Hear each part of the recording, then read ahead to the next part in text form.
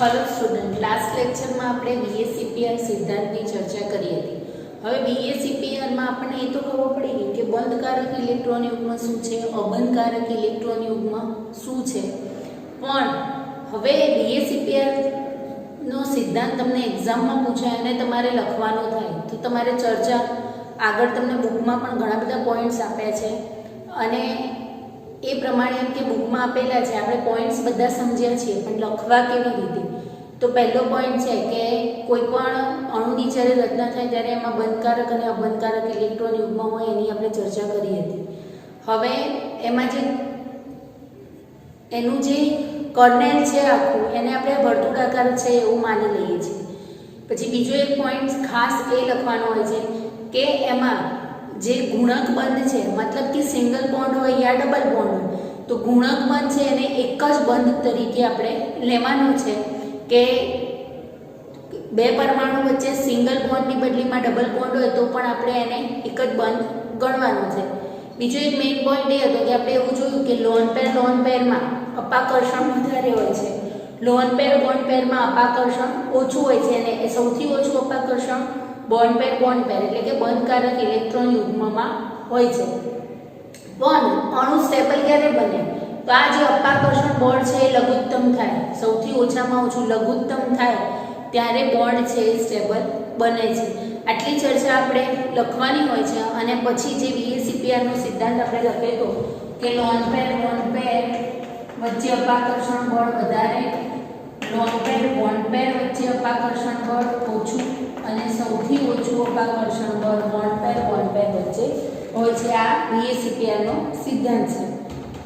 હવે એના પછી તમારી બુકમાં આપેલું છે, આખું કોષ્ટક આપેલું છે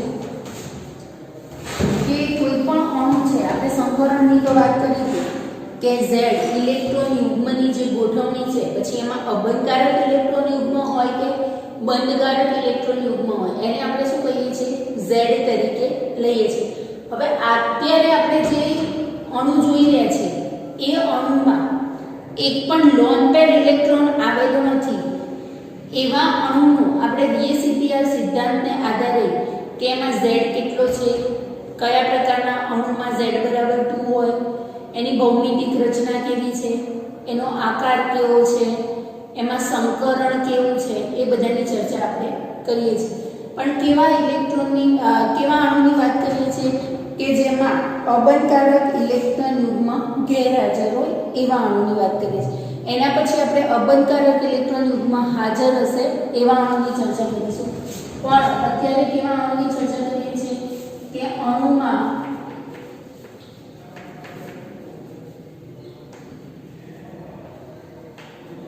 અબંધકારક ઇલેક્ટ્રોન યુગ્મ ગેરહાજર।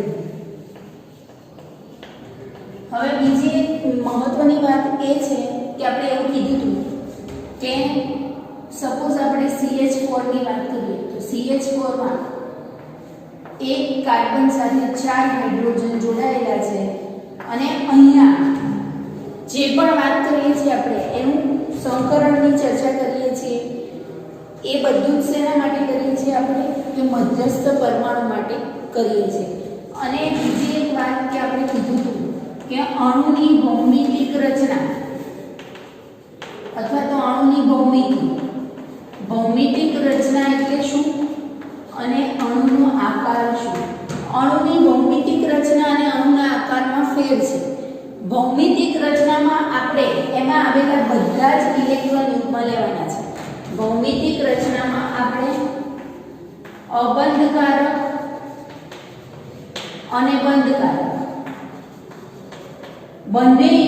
બંને ઇલેક્ટ્રોન યુગ્મ જે છે, બંધકારક અને અબંધકારક ઇલેક્ટ્રોન યુગ્મ છે એના આધારે આપણે અણુની ભૌમિતિક રચના નક્કી કરી શકીએ છીએ। જ્યારે અણુનો આકાર છે એમાં અણુની આસપાસ જોડાયેલા બીજા પરમાણુ અથવા તો બંધકારક ઇલેક્ટ્રોન યુગ્મ આપણે લઈએ છીએ। કે આકાર માટે આપણે શું લઈએ છીએ કે અણુની આસપાસ આ વસ્તુ ખાસ યાદ રાખવાની છે કે અન્ય પરમાણુની ગોઠવણી અથવા તો બંધકારક ઇલેક્ટ્રોન યુગ્મ, જેમ જેમ આપણે ચર્ચા કરીશું વધારે ખબર પડશે, પણ જ્યારે ભૌમિતિક રચના લઈએ છીએ ત્યારે એમાં આવેલા અબંધકારક અને બંધકારક ઇલેક્ટ્રોન યુગ્મ લેવાના છે અને એના આધારે એની ભૌમિતિક રચના લખવાની છે. જ્યારે એના આકારની વાત થાય, સપોઝ આપણે એવું પણ જોયું કે NH3 માં આ રીતે ગોઠવાયેલું હોય છે અને અહીંયા અબંધકારક ઇલેક્ટ્રોન યુગ્મ હોય છે. આની ચર્ચા પણ આપણે નેક્સ્ટમાં કરીએ છીએ, પણ હવે મારે CH4 ની ભૌમિતિક રચના અને આકાર લખવો છે, તો અહીંયા એક પણ નોન પેર ઇલેક્ટ્રોન છે નહીં. નોન પેર ઇલેક્ટ્રોન નથી એનો મતલબ કે એનો આકાર અને એની ભૂમિતિ બંને કેવું થશે? સરખું. કે CH4 નો આકાર પણ સમચતુષ્ફલકીય છે અને એની ભૌમિતિક રચના છે એ પણ સમચતુષ્ફલકીય છે. કેમ? તો મેં કીધું એમ કે જ્યારે લોન પેર ઇલેક્ટ્રોન હાજર ના હોય ત્યારે અણુની ભૌમિતિક રચના અને એનો આકાર બંને સરખા હોય, પણ અહીંયા જેવો લોન પેર એન્ટ્રી મારે છે એની ખલેલ પહોંચે છે, તો અહીંયા ભૌમિતિક રચના તો શું કેવી આવશે? ભૌમિતિક રચના તો આની સમચતુષ્ફલકીય જ આવે છે, પણ એનો આકાર બદલાઈ જાય છે. એનો આકાર છે ત્રિકોણીય દ્વિપિરામિડલ થઈ જાય છે. ત્રિકોણીય દ્વિપિરામિડલ એટલે બીજી એક નોંધ શું લખી રાખીશું આપણે કે જ્યારે લોન પેર ઇલેક્ટ્રોન એટલે કે અબંધકારક ઇલેક્ટ્રોન યુગ્મ ગેરહાજર હોય ત્યારે અણુની ભૌમિતિક રચના અને અણુનો આકાર કેવો આવે? સરખા આવે. આ બધું MCQ માં બહુ જ પૂછાતું હોય છે. કોઈ પણ અણુ તમને આપી દીધો હોય અને એમ પૂછે કે એમાં Z શોધો, Z ના આધારે સંકરણ લખો, સંકરણને આધારે એનો આકાર જણાવો, એમાં કેટલા અબંધકારક ઇલેક્ટ્રોન યુગ્મ આવેલા છે, કેટલા બંધકારક ઇલેક્ટ્રોન યુગ્મ આવેલા છે, આવા પ્રશ્નો બહુ પૂછાતા હોય છે. જે ડબલઈમાં પૂછાતા હોય, નીટમાં પણ પૂછાતા હોય છે અને આપણે MCQ માં પણ પૂછતા હોઈએ છીએ. ક્લિયર? હવે આપણે એવું કીધું કે અણુમાં અબંધકારક ઇલેક્ટ્રોન યુગ્મ ગેરહાજર હોય એવા અણુની આપણે ચર્ચા કરીએ છીએ. એવા અણુ ગેરહાજર હોય તે અણુના આકાર અને ભૌમિતિક રચના, એનું સંકરણ, એ બધું આપણે જોઈએ. પણ પહેલા શું યાદ રાખીશું કે અણુમાં અબંધકારક ઇલેક્ટ્રોન યુગ્મ ગેરહાજર હોય ત્યારે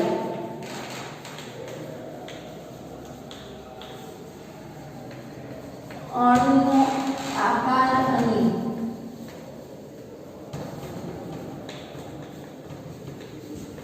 ભૌમિતિક રચના સરખા હોય. અણુનો આકાર અને એની ભૌમિતિક રચના સરખા હોય છે. ક્યારે? જ્યારે અબંધકારક ઇલેક્ટ્રોન યુગ્મ ન હોય ત્યારે. હવે આપણે અહીંયા જોઈએ તો ઇલેક્ટ્રોન યુગ્મની સંખ્યા લઈએ.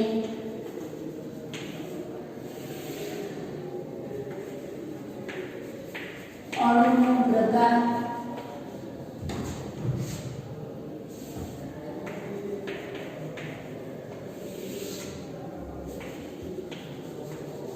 અણુની ભૌમિતિક રચના,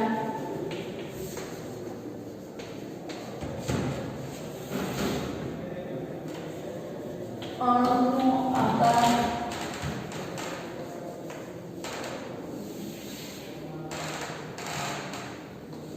સંકરણ,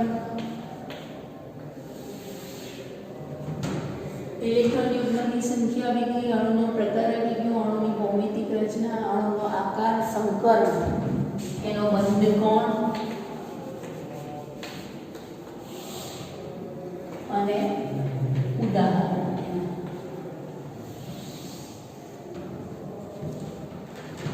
હવે આપણે શીખી ગયા છીએ કે Z બરાબર 2 હોય એટલે અણુ છે એ AB2 પ્રકારનો હોય, એટલે કે મધ્યસ્થ પરમાણુ હશે એની આજુબાજુ બે ઇલેક્ટ્રોન બે પરમાણુ બીજા ગોઠવાયેલા છે એવું કહી શકું.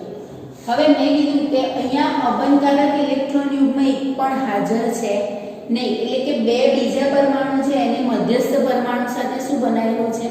બંધ બનાવેલો છે. તો અહીંયા બે પરમાણુ છે એ આ રીતે રેખીય આકારમાં એની જોડે ગોઠવાયેલા છે એવું કહી શકું કે આનો આકાર કેવો છે? રેખીય છે. એની ભૌમિતિક રચના પણ કેવી છે?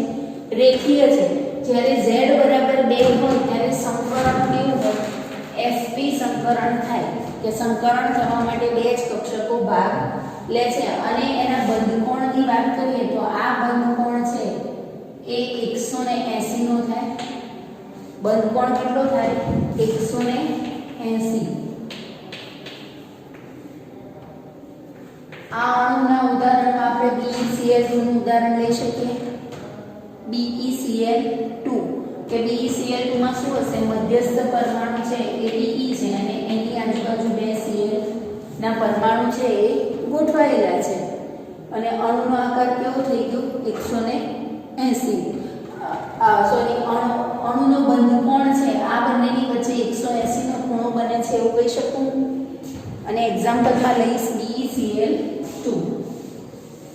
સંકરણ આપણે શીખીશું પણ અત્યાર પૂરતું શું યાદ રાખવાનું છે કે z બરાબર 2 હોય ત્યારે સંકરણ sp3. સંકરણ z બરાબર 3. આ z શું છે તો આપણે શીખી ગયા છે કે એમાં બંધકારક ઇલેક્ટ્રોન યુગ્મ અને અબંધકારક ઇલેક્ટ્રોન યુગ્મની સંખ્યા છે. પણ અહીંયા બંધકારક ઇલેક્ટ્રોન યુગ્મ કેટલા છે? 2 જ છે. બંધ બનાવવા માટે બે પરમાણુ જોડાયેલા છે અને અહીંયા પરમાણુની ભાગીદારી પરમાણુના ઇલેક્ટ્રોનની શું થયેલી છે? ભાગીદારી થયેલી છે. z બરાબર 3 હશે ત્યારે અણુ છે એ B3 પ્રકારનો હશે અને મધ્યસ્થ પરમાણુ છે એની સાથે બીજા 3 પરમાણુ છે એ આ રીતે ગોઠવાયેલા હશે કે મધ્યસ્થ પરમાણુની સાથે બીજા 3 પરમાણુ આ રીતે ગોઠવાયેલા છે. મધ્યસ્થ પરમાણુ A છે એનો આકાર છે એ કેવો થશે?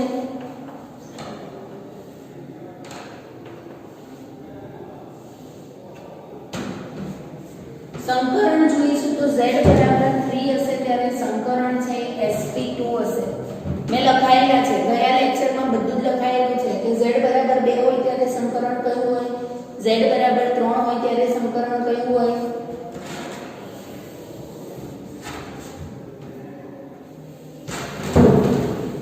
તો અહીંયા સંકરણ sp3 હશે. હવે આ બંધકોણ છે એ 120 નો હશે. બંધકોણ કેટલો આવશે? 120 નો.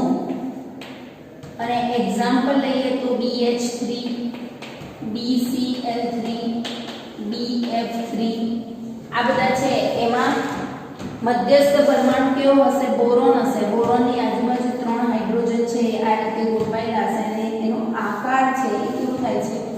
સમતલીય ત્રિકોણ આકાર એનો થાય છે. આપણે એવું કીધું છે બધી બાજુથી ત્રિકોણ સરખો બને છે. આપણે એવું કીધું છે કે જ્યારે પણ અબંધકારક ઇલેક્ટ્રોન યુગ્મ ગેરહાજર હશે ત્યારે આકાર અને ભૂમિતિ સરખા થશે. જેવો અબંધકારક ઇલેક્ટ્રોન અંદર એન્ટર થાય છે ત્યારે આકારમાં ફેર પડતો હોય છે. એટલે અત્યારે આપણે શું જોઈ રહ્યા છીએ કે અબંધકારક ઇલેક્ટ્રોન યુગ્મ ગેરહાજર છે. અબંધકારક ઇલેક્ટ્રોન યુગ્મ વાળા પણ આપણે જોઈએ છીએ. z બરાબર 4 હશે ત્યારે અણુ કેવો હશે? AB4 પ્રકારનો હશે. તો મધ્યસ્થ પરમાણુની આજુબાજુ બીજા 4 પરમાણુ જોડાયેલા હશે. તો મધ્યસ્થ પરમાણુ A છે. આ ઉદાહરણની આપણે ચર્ચા કરેલી છે CH4 માં.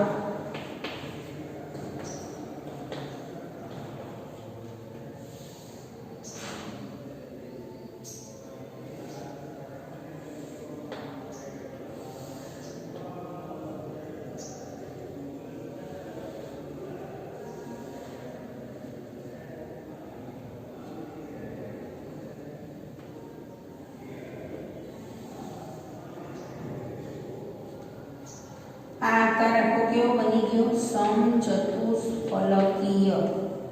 આ બધું યાદ રાખવું પડશે. મધ્યસ્થ પરમાણુ માં એક પણ અબંધકારક ઇલેક્ટ્રોન યુગ્મ છે નહીં. અબંધકારક ઇલેક્ટ્રોન યુગ્મ નથી એનો મતલબ શું થશે કે આકાર અને ભૌમિતિક રચના બધું શું આવશે સરખું આવશે. આકાર કેવો છે સમચતુષ્ફલકીય. સંકરણ આપણે જોયું કે અહીંયા સંકરણ sp3 થાય અને આ બંધ કોણ છે કેટલો હશે 109 ડિગ્રી 28 મિનિટનો. યાદ રાખવાનું કે sp3 સંકરણ હોય ત્યારે આકાર આવો જ હોય. સોરી sp3 સંકરણ હોય એટલે આકાર સમચતુષ્ફલકીય જ હોય, બંધ કોણ આટલો જ હોય. એક્ઝામ્પલમાં આપણે જોઈએ તો CH4 અથવા NH4+ લઈ શકીએ. એક્ઝામ્પલમાં CH4 અથવા તો NH4+. હવે Z બરાબર 4 એનો મતલબ શું કે આની બાજુ આની આજુબાજુ બંધકારક અને અબંધકારક ઇલેક્ટ્રોન યુગ્મ છે એ કેવા હશે 4. તો બંધકારક 4 છે એટલે અબંધકારક કેટલા હશે 0 હશે. ક્લિયર. હવે આના પછી Z બરાબર 5. આનો સ્ક્રીનશોટ તમારે લેવો હોય તો લઈ લેજો, બુકમાં તો આપેલું જ છે. પણ હવે Z બરાબર 5 હોય ત્યારે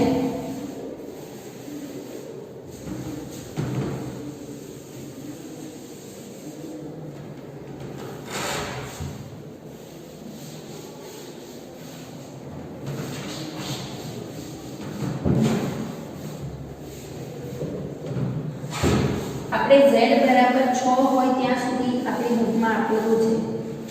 Z બરાબર 6 સુધીની ચર્ચા આપણે કરીશું.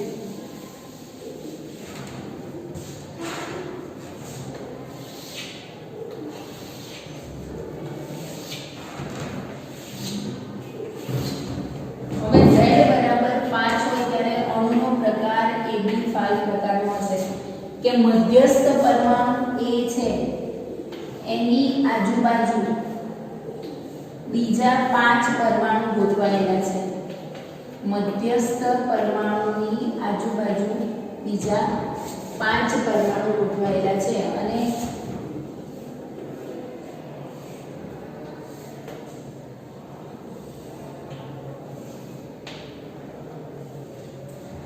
ક્લિયર. 5 પરમાણુ છે એનો આકાર છે એ જોઈએ આપણે. આ રીતે પહેલા 5 પરમાણુ બતાવવાના છે.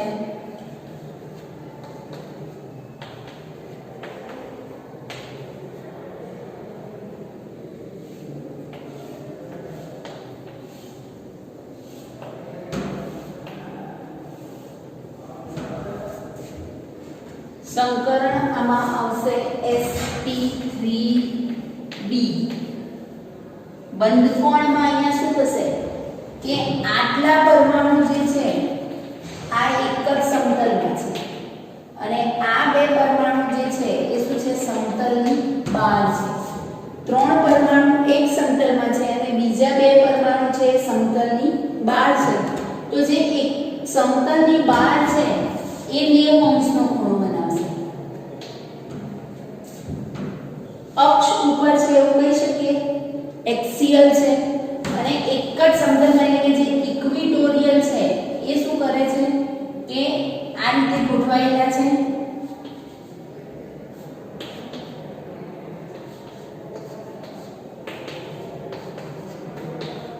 જો આ છે એ એક સમતલના પરમાણુ છે.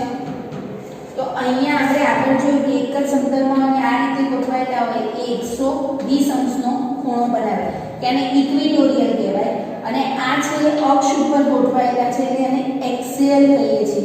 તો એક્સિયલ છે એ પરમાણુ 90 અંશનો ખૂણો બનાવે છે, જ્યારે જે ઇક્વિટોરિયલ છે એ 120 અંશનો ખૂણો બનાવે છે. સંકરણ એમાં sp3d છે અને આકાર જો જોઈએ તો બે ત્રિકોણ બને, આ ત્રિકોણ બને છે અને બે પિરામિડની રચનાથી અહીંયા આપણે જોયું કે એક આખો આ પિરામિડ બન્યો અને એક આખો આ પિરામિડ બન્યો. એટલે આનો આકાર છે ત્રિકોણીય દ્વિપિરામિડલ થાય. બે પિરામિડ બને છે ત્રિકોણીય દ્વિપિરામિડલ અને એની જેની ભૂમિતિ છે એ પણ કેટલી થશે? ત્રિકોણીય દ્વિપિરામિડલ ભૂમિતિ થશે આની.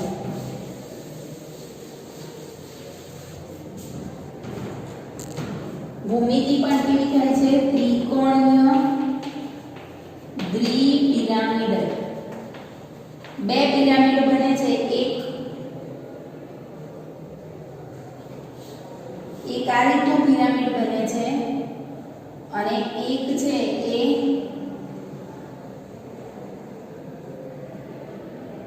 એક આ પિરામિડ બને છે કે એક આ પિરામિડની રચના થાય છે. એ રીતે ત્રિકોણીય દ્વિપિરામિડલ ભૂમિતિ પણ બને છે અને એનો આકાર છે એ પણ ત્રિકોણીય દ્વિપિરામિડલ બને છે. એટલે બંધકોણ જો એક્સિયલ બંધકોણ જોઈએ તો 90 અંશના થાય છે અને ઇક્વિટોરિયલ બંધકોણ જોઈએ તો 120 ના. એટલે કે એક જ સમતલમાં જે પરમાણુ છે આ એક જ સમતલના પરમાણુ છે 120 નો ખૂણો બનાવે છે અને જે અક્ષ ઉપર છે એ 90 અંશનો ખૂણો બનાવે છે. અહીંયા બાકીની કોઈ ગોઠવણી બદલાતી નથી, પણ જ્યારે અબંધકારક ઇલેક્ટ્રોન યુગમાં આવશે ત્યારે પરમાણુ કેવી રીતે ગોઠવાય છે એની આપણે ચર્ચા કરીશું. અહીંયા તો બધા જ પરમાણુ સરખા છે એટલે જ્યાં ગોઠવા હોય ત્યાં ગોઠવાઈ શકે છે. એના ઉદાહરણમાં આવશે PCl5 કે મધ્યસ્થ પરમાણુ ફોસ્ફરસ છે અને એની આજુબાજુ 5 Cl છે એ ગોઠવાયેલા છે. આ 3 Cl છે એ એક જ સમતલમાં છે અને આ 2 Cl છે એ સમતલની બહાર આવેલા છે એવું કહી શકીએ. અને આખી આવી રચના થાય છે ત્રિકોણીય દ્વિપિરામિડલ જેવી રચના થતી હોય છે. ક્લિયર? હવે જ્યારે Z બરાબર 6 હશે ત્યારે જે અણુ છે એ AB6 પ્રકારનો અણુ છે અને AB6 પ્રકારના અણુમાં મધ્યસ્થ પરમાણુની આજુબાજુ બીજા 6 પરમાણુ છે એ ગોઠવાયેલા હોય છે આ રીતે અને એનો આકાર છે એ અષ્ટફલકીય આકાર બને છે.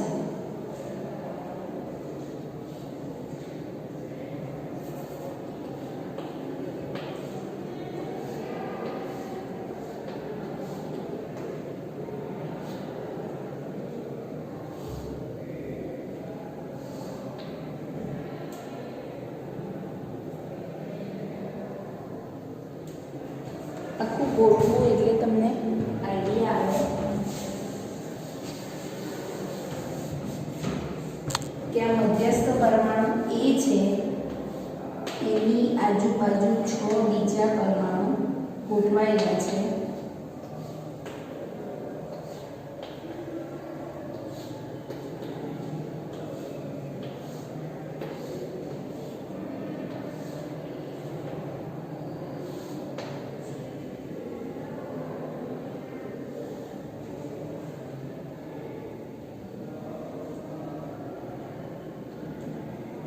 અને આ જે આખો આકાર છે એ કેવો બને છે? અષ્ટફલકીય આકાર બને છે. 8 ફલક બને છે. અહીંયા પણ એ રીતે ગોઠવાયેલા છે કારણ કે ભૌમિતિક રચના અને આકાર સરખા થશે. કેમ સરખા થશે એ આપણે શીખી ગયા કે અબંધકારક ઇલેક્ટ્રોન યુગમાં અહીંયા ગેરહાજર છે.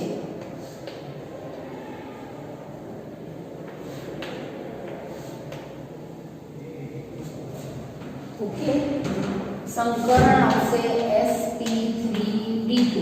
અહીંયા બધા જ ખૂણા છે 90 ના બને છે.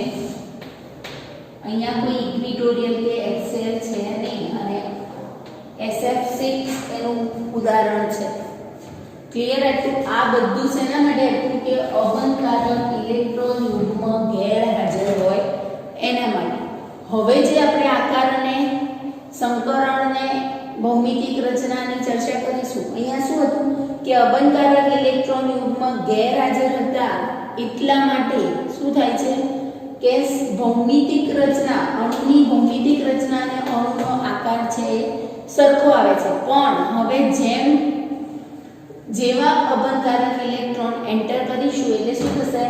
ભૌમિતિક રચના અને અણુનો આકાર છે બદલાઈ જશે. કેમ બદલાઈ જશે? મેં કીધું હતું એમ કે આપણે જ્યારે ભૌમિતિક રચનાની ગણતરી કરીએ છીએ ભૌમિતિક રચના જોઈએ છીએ ત્યારે એમાં બંધકારક અને અબંધકારક ઇલેક્ટ્રોન યુગ્મ બંને લેવામાં આવે છે. જ્યારે અણુનો આકાર જોતા હોઈએ છીએ ત્યારે એની આજુબાજુ જેટલા પરમાણુ ગોઠવાયેલા છે એ જ લઈએ છીએ. પણ અહીંયા તો અબંધકારક ઇલેક્ટ્રોન યુગ્મ છે જ નહીં. અબંધકારક ઇલેક્ટ્રોન યુગ્મ નથી એનો મતલબ શું કે આપણે અબંધકારક ઇલેક્ટ્રોન યુગ્મ એબ્સન્ટ છે એટલે એનો આકાર લો કે એનો ભૂમિતિ લો એ બધું કેવું આવે સરખું આવે છે. ક્લિયર? હવે